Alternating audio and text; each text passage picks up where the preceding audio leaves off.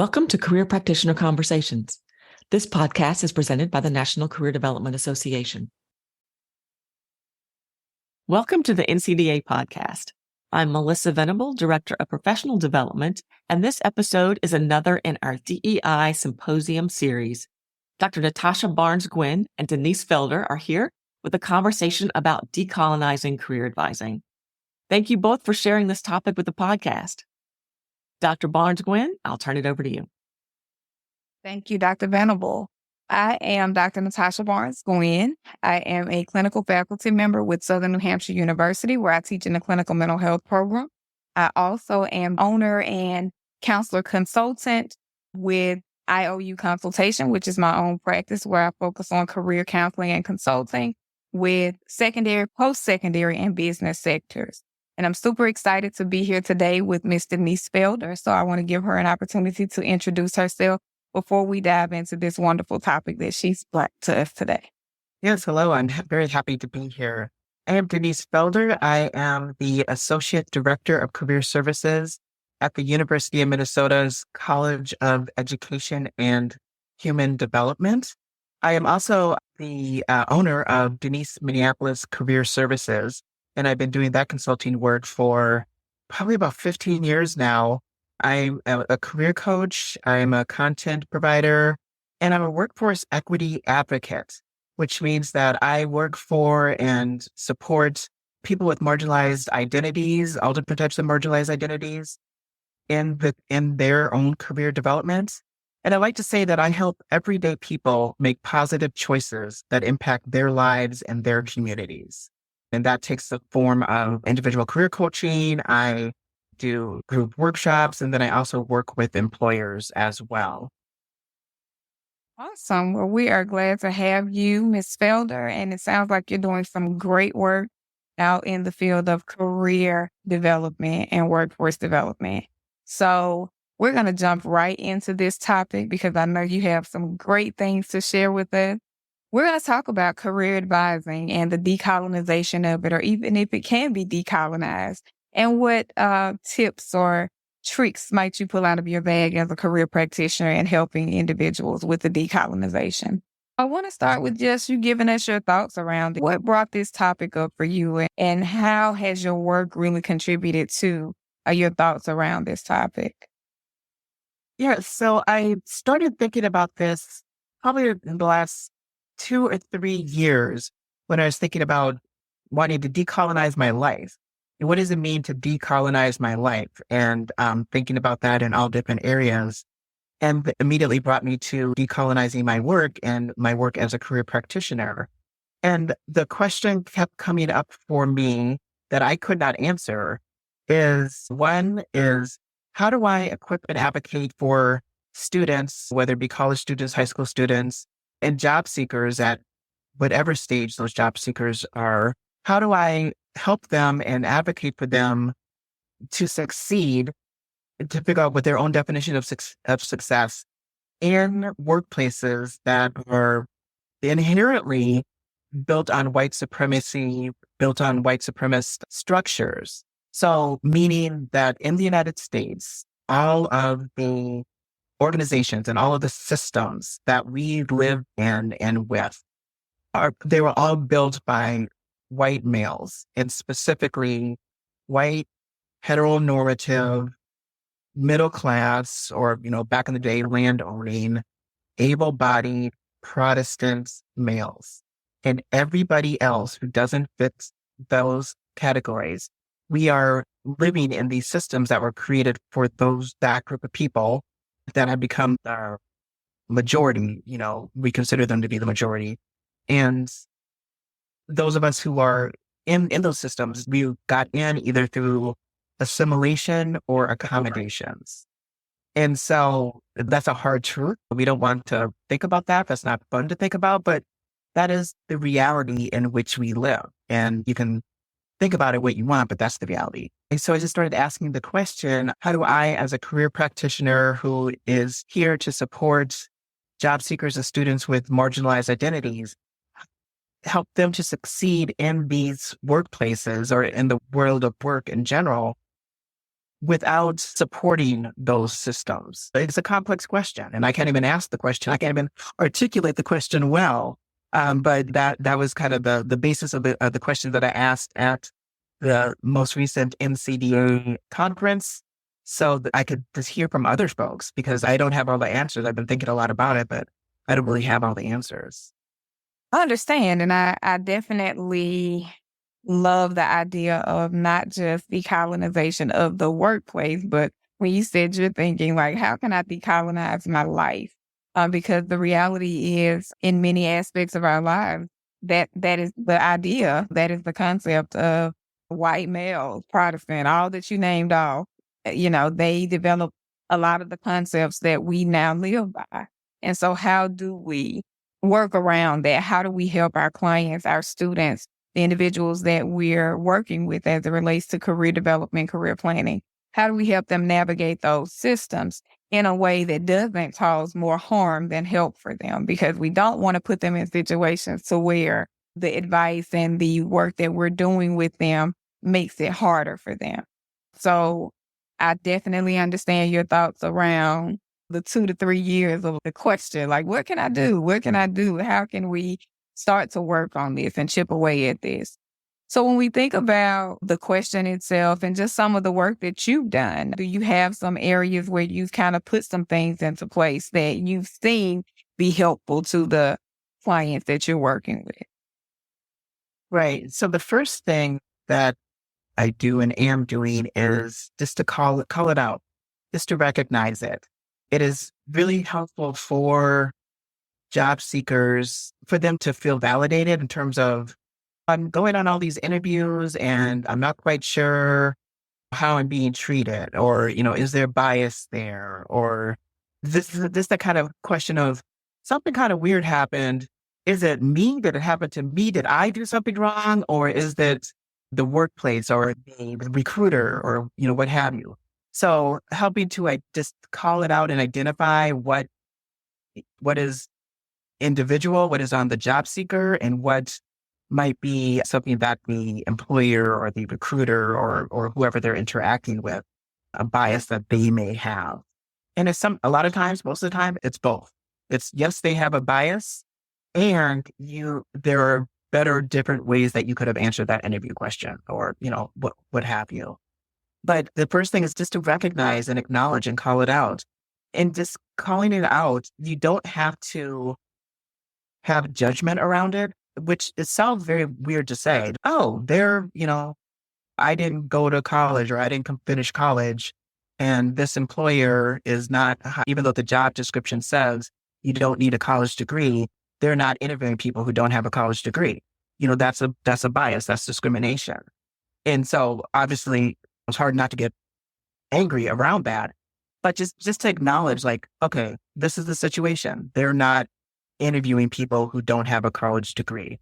All right, now I know that. What can I do about that? What am I going to do differently about my job search? So then so you just decide, is there a different recruiter I could work with at that same organization? Or do I want to work for a different organization? Just figure out what your next moves are, because changing their bias is probably not something that you're going to be able to do. So just calling it out, figuring out what it is, your next steps, what it is that you want to do. And then in recognizing and processing the feelings that you have around it. Those of us who have marginalized identities, and I didn't stop to identify myself, that I'm in a Black body. I identify as an African-American, descendant of enslaved Africans living in the Midwest of the United States. I am mostly able-bodied, and I'm also in a large body, and I'm female. So I have a couple of different identities that are considered marginalized in our society, and most people do, whether they're seen or unseen, whether they walk into the room and you can kind of see what people group they belong to or not. Most people do have different identities that are considered marginalized. So to help job seekers to see, what may or may not be marginalized, what they may or may not be discriminated around, and then helping them to regulate their emotions around it, and what they can do realistically during their job search or during their time of employment. That's the first step. I think it's great that you said call it out, because a lot of times people may not even realize that the way that they're governing themselves, people being employers may not realize that the way that they're governing themselves is functioning in their bias. By looking at someone for the job, or looking for someone for a job that has a college degree, even though the job description may not say that, they may not realize that they're functioning in a bias. They may just be saying, if we can get someone with a degree, that would be a really good fit. And we know that they would meet the qualifications and beyond, but they don't really realize you can't do that. If you don't identify that in your criteria for the job, then it's discrimination if you're only interviewing people that have something that's not a part of the criteria. So calling it out is definitely important for sure. So out of listening to you talk about calling it out and what that looks like, someone like myself, I identify obviously as a Black woman. Well, I say obviously because we can see each other, but I identify as a Black woman. And I'm from the South. I'm from the deep South, Mississippi. And so a lot of the things that someone else might call out, people from the South, specifically Mississippi, may or may not even know to call that out. So what would be something that you would tell like an employee or a future employee or a job seeker as just some of the things that they should recognize or could recognize as a bias against them? Because like I said, from the South, we've heard so many things said to us, things done to us, that it's kind of just a part of our psyche now. We don't even recognize it. I've been put in a situation like that in a job where I had to like come back to it and say, wait a minute, that wasn't right. Because other people were having a reaction that I wasn't having, and I was trying to figure out, why am I not having this reaction? Because I fit into those same groups of people that are having the reaction. And I had to sit with, you know what, I think it probably has something to do with, I hear that all the time. I've dealt with that in jobs all the time. So I've just become and grown accustomed to it, but I've also found other ways of, coping with it, and maybe not always positive ways, because sometimes being quiet and accepting it is not always the most positive thing. Right. So what recommendations would you give to job seekers just to help them recognize when something is not what it should be, when someone is discriminating against them? Yeah. And what you're really talking about is that decolonization process. Because we, again, as two Black women, and I grew up in Minnesota, that's why my business is Denise Minneapolis, but different from the majority. So that decolonization is that moment, or it starts when you're like, wait a minute, that's not right. That's not the way things are supposed to be. Yes, this is the way that has happened to me many times. This has happened to me many times. I deal with it all the time. When I go into a workplace and some people like just don't talk to me or just aren't friendly with me, but I'm doing my job and I'm doing my job really well. Meanwhile, this other person over here who looks more like what the supervisor looks like, they identify with each other and they're getting all the accolades and whatever, but I'm working twice as hard and I'm not getting the same accolades. That happens all the time. And just because something happens all the time doesn't mean that it's right. And doesn't mean that it's the way that things should be happening. So that decolonization is really looking like, oh, this is happening all the time, but that's not the way that it should be happening, and that's not the way that it has to happen. So looking to see like what can change. And it can be some things that are just ingrained. For example, working 9 to 5, Monday through Friday, 9 to 5. That is a system that works, again, for white males who, heterosexual males married, who were able to go home and have a spouse at home who was cooking and cleaning and whatever. So the white male could be out working 9 to 5 and then come home and dinner's on the table and the kids are being taken care of, et cetera, et cetera. Those of us who don't have that lifestyle, where we come home and there's not another adult there or what have you, that working 9 to 5 at an office, but that's not really working for us. But we've been doing it for so long and that's been the only option. And one of the good things that came out of the pandemic was horrific for a lot of different reasons, but a couple of good things was that we were able to look and see like, oh, we can do things differently. So for a job seeker to look and see, yes, I've been doing XYZ, or the most employers are expecting me to commute to work and be in an office, but really I would rather be working at home. Or, I'm in an office and, it looks like every time a promotion comes up, I'm not considered for that promotion, even though I've been at this company for X amount of years, and somebody who hasn't been there as long, they got a promotion and I did. Again, that calling it out, recognizing it, and then figuring out like what you can do and what you can't do around it. But really looking at, are there different ways? Is there something different that could be done? So a lot of times we, as a job seeker, won't necessarily have the power or the position to be able to say, the way that you promote people is not equitable. But if they can look for other employers or talk with a career coach or talk with other people to say, I'm looking for a work environment that is not as structured or that is more structured, or, what it is that you're looking for in a different environment, and give yourself permission to look and give yourself permission to say, this is the way that things are in this workplace, and that's no longer okay with me. Therefore, this job is temporary. And whether it's I move to a different department or I do a full job search and go someplace else, I don't have to put up with this. Or more realistically, I have to put up with this until I find something different. That's usually the case. But giving yourself permission to critically assess what's happening and then making a plan to do something different. Absolutely. So in the discussion of what steps they can take, what are your thoughts around self-advocacy? Because I know in listening to you, you talked about this is the way that it is in this workplace. So if I don't want this, then I need to maybe move to another department or move to another job or employer. But what are your thoughts around self-advocating in that space to maybe create change? Because just understanding the work that I've done and had to do, sometimes it was a lone voice that just even made people think about the way that they were doing things. And sometimes it may have been going to the next level to discuss the issue, to evoke change. And then I just had to be prepared for what came from going to the next level, because not always is that it may evoke change, but then there may be backlash because of the change. What are your thoughts around that when it comes to decolonizing things? Right. Yeah. So first you want to have support, your support system. Who is your support system? Preferably who in that office do you feel like you can trust and you feel like understands you?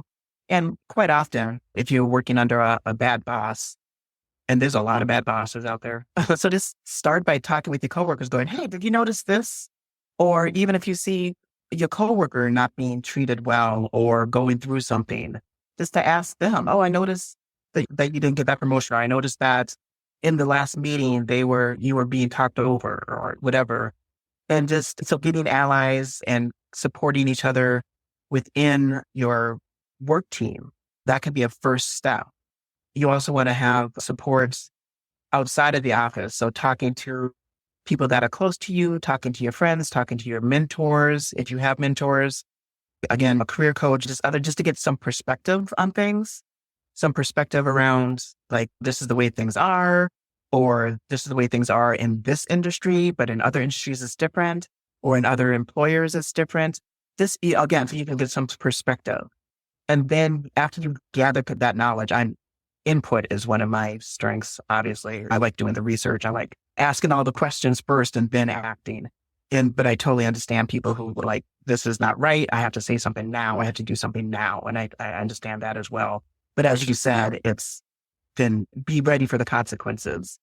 And the consequences could be good. The consequences could be you talk to your direct supervisor and say, I noticed this inequity. I noticed that the women are not given the same treatment as men, or the men are not given the same treatment as women. I've noticed that there are 3 people of color in this office and we're treated differently than others, whatever it is. And you having the conversation with your direct supervisor, and the result of that could be the direct supervisor saying, I did not notice that. I did not realize that. Thank you for bringing this to my attention. That is absolutely one of the outcomes of you speaking up for yourself or advocating for your coworkers. And that, I think, happens more often than you being reprimanded or retaliated against. It's just that the negative consequences we hear more about, it's more dramatic or whatever. But my mother always says, a closed mouth does not get fed. So if you're suffering in silence at work, how can they change something? Give them the opportunity to change something. By speaking, first starting with your coworkers. Hey, are you noticing this? I'm noticing that. Then going to your direct supervisor. Hey, this is what's going on. If your supervisor is the problem, then talking to another person in management or the person above them. If you're part of a union, one of the many reasons why unions are great, because then you have that kind of third-party representative that you can go to and say, hey, this is what's going on. Can you help me with this? But yeah, there's a lot that can be done before you go to HR and lodge a formal complaint. Have those conversations and give people the opportunity to address it. Absolutely. I think you hit it on the head with giving people an opportunity to address things, because when we talk about colonization and decolonizing something, colonization has been going on for as long as it's been going on. And so sometimes people need that opportunity to first recognize it and to second make the change. And you mentioned all of the things that could happen before going to HR. And so I just wanted to add, just in my own thinking, understanding policy and procedure is important when we're talking about workplace decolonization, because it gives clear ideas around what the workplace should be and what it shouldn't be. So understanding that is important. And trust, you mentioned talking to people that you trust. I think that is major, because you need to know who you can and can't trust in a workplace, because as much as you would like to think that you should be able to trust everybody, it's not the case. And documentation. When it comes to these conversations with individuals about changes that need to be made, documentation is so important. I had a situation on a job where, me being the only one that looked like me, it was very difficult to find people that I trusted in that space and people that would even understand my experience, because we're not having the same experience. And so there was an incident with some students, and I had to send out some emails to my colleagues to say, hey, I've gotten wind of this from students that look like me, that don't look like you all. And I would hope that this is not happening, but if it is, I would hate for this to have to move to the next level. So if this is happening, please make corrections in there so that we don't have to escalate this situation. And that was enough to call it to their attention, because whether they knew it or not, they didn't know that somebody else knew it. So that was enough to call it to their attention. And then it was enough also to have documentation to take if I needed to take it a step further to protect my students and or clients when we're working with clients. I would just add to that, the documenting stuff is so important when it comes to decolonization, for sure. Absolutely. Did you have any final words you wanted to add to that? Yeah, it's in terms of the documentation can be an email. So you have a conversation with somebody, and then afterwards you send an email, just recapping, just to making sure that I understood correctly. We talked about this and our next steps are that. And that email is your documentation. And you can also keep notes for yourself. I had a situation where I was dealing with a very toxic supervisor and ended up having to I did file a formal grievance. But long before that, like every interaction, I was just keeping a private document for myself. The date, the time, who else was in the room, this is what happened, this is why it was problematic, or they said this or whatever. And that helped me so much, because you don't remember, especially when you have all the emotions around it, you don't remember what happened. So keep track, document things even just for yourself, but then also document the good things too. So on the flip side, if you do have a conversation and then you notice that there is a change, document that too. Like, 2 weeks later that the policy was changed or they resubmitted the policy or whatever it is. Document the good things too. Absolutely. I like that. I think that's a good note to end on. Just documenting, but making sure we're not just documenting, but acknowledging the good things too. I think once we give people an opportunity to make change and they actually do, we as the people pushing for the decolonization have to recognize those small changes that people are making or large changes in decolonizing, not just our workforce, but like you said, our lives. So I think that's wonderful. This is a great topic of discussion. And I'm so glad that you brought it not just to NCDA for our DEI Symposium, but also you were willing to bring it to this podcast. So thank you so much for having this conversation with me, Ms. Felder. Yes, thank you. I enjoyed it.